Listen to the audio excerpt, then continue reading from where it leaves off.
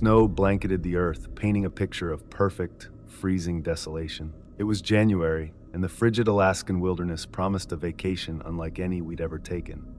My family, Dad, Mom, my younger sister Kyle, and me, had decided to spend a week in a secluded snow cabin deep in the woods. The promise of undisturbed nature, roaring fires, and fresh air was too tempting to resist. We arrived late on the first night, headlights piercing the dense falling snow as we pulled up to the wooden cabin.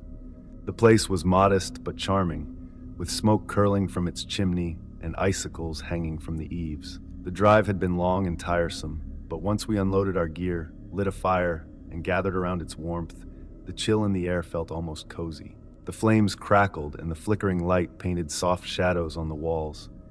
The stillness of the forest pressed against the windows, but inside, everything felt safe. The next morning, we awoke to brilliant sunlight bouncing off the snow, almost blinding in its intensity. After breakfast, we decided to explore the area and took a hike through the surrounding forest. The air was crisp, biting at our faces, but the scenery was breathtaking. Towering evergreens stretched upwards, their branches heavy with snow. About halfway through our hike, we stumbled across an old cabin tucked away in a clearing. Its roof sagged under the weight of the snow, and the windows were dark and clouded. A chill that had nothing to do with the cold ran down my spine. There was no smoke from the chimney, no signs of life. It looked abandoned. Dad knocked on the door, but no one answered. "This place has been empty for years," he concluded after peeking through the windows. Despite the bright morning, the place felt suffocatingly dark, like it didn't belong to the world outside. We left without lingering. By the time we got back to our cabin, the sun was dipping below the horizon. The long Alaskan twilight painted the snow in hues of pink and purple.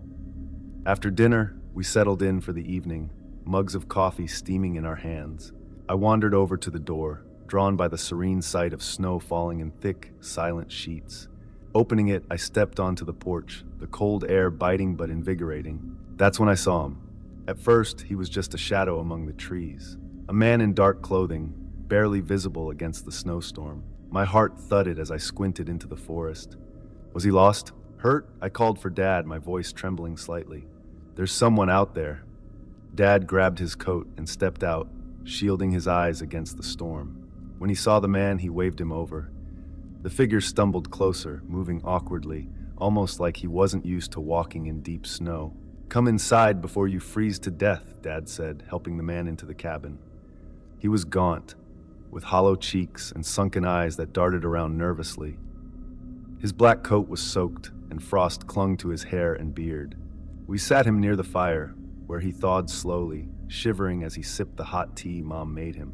"Thank you," he murmured, his voice hoarse. "I thought I was done for out there." His name was Daniel, and he had come to the area to spend some time alone in a cabin about a mile from ours. He told us he'd gone hiking earlier that day and had the unnerving sense that someone was following him.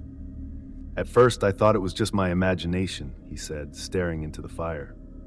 "But then I saw him, a man dressed in black just like me. He didn't say anything. He just stood there watching. A silence hung in the air, heavy and suffocating. None of us spoke as he continued. I tried to shake him, but no matter which way I went, he followed. And then there were more. 2 figures stepped out of the woods. I couldn't see their faces. They were too far, and the snow was coming down hard, but I knew they were looking at me." Daniel's hands trembled as he set his mug down. "That's when I ran. The storm got worse, and I couldn't find my way back. Then I saw your lights. My father, always practical, assured him that he could stay the night. 'We'll help you find your cabin in the morning,' he said." The next morning, the storm had eased, and we ventured out to help Daniel find his cabin. Outside, the snow was untouched except for the trail of footprints leading to the porch. But there was something odd about them. Another set of tracks veered off towards the trees, circling the cabin like a predator sizing up its prey. After about an hour of searching, we finally found Daniel's cabin. It was eerily similar to the abandoned one we'd seen on our hike, but at least this one looked lived in. Daniel thanked us profusely, and we left him to settle back in, his relief almost palpable. That night was our last in the cabin. The vacation had been strange, and I was looking forward to leaving. After dinner, we gathered around the fire, the conversation light and cheerful. Around 1 a.m., we all decided to head to bed. I had just pulled the blanket over me when I heard it, a soft, deliberate knock at the front door. My heart leaped into my throat. At first, I thought I'd imagined it, but then it came again. I wasn't the only one who heard it. Soon, we were all huddled in the living room, staring at the door. "Don't open it," Dad whispered, his voice firm. He reached for the handgun he always carried for emergencies. "Go away," he barked. "I have a gun and I'll use it." The knocking didn't stop. It grew louder, more insistent, like more than one person was on the other side. We could hear faint whispers, too low to make out the words, but unmistakably human. Finally, Dad flung the door open and fired 2 shots into the night. The sound was deafening in the stillness, and for a moment, everything went silent. Then the whispers returned, closer this time. The rest of the night was a blur of fear. We stayed up, huddled together in the living room, the gun in Dad's lap. No more knocks came, but none of us could shake the feeling that we were being watched. At dawn, we packed up and left the cabin, the once magical snow now feeling oppressive.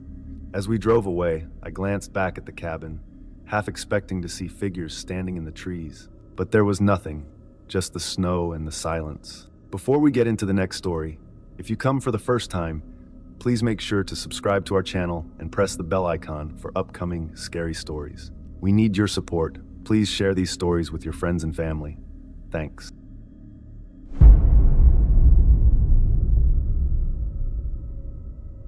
The year-end is always a tough time for anyone running a business. But when you're the head of a company that manufactures and sells products on Amazon, it's absolute chaos. With dozens of employees to oversee and a long list of tasks to complete, I rarely got a moment to myself during the final stretch of December. Normally, I'd get home by 5 p.m., but on the night of December 31st, I stayed late to close the books for the year. By the time I locked up my office and stepped outside, it was already past 1 a.m. The wind howled through the streets, and the snowstorm that had been brewing all evening was now in full force. The roads were nearly deserted, save for the occasional car cautiously navigating through the white abyss. As I drove slowly, my headlights cut through the snow, revealing a desolate road ahead. That's when I saw him, a man lying motionless in the snow, just off to the side of the road. My first thought was hesitation. Stopping in the middle of a snowstorm to help a stranger could be dangerous. What if it was a trap? But then I thought about the conditions. He wouldn't survive out here much longer. I couldn't just drive past and leave him to die. I pulled over and rushed to his side. He was barely conscious, his face pale and lips blue. His clothes were tattered, offering little protection from the bitter cold.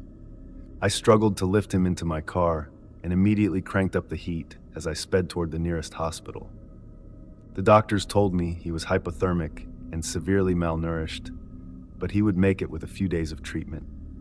I visited him every day during his recovery, curious about who he was and how he ended up in such a state. When he finally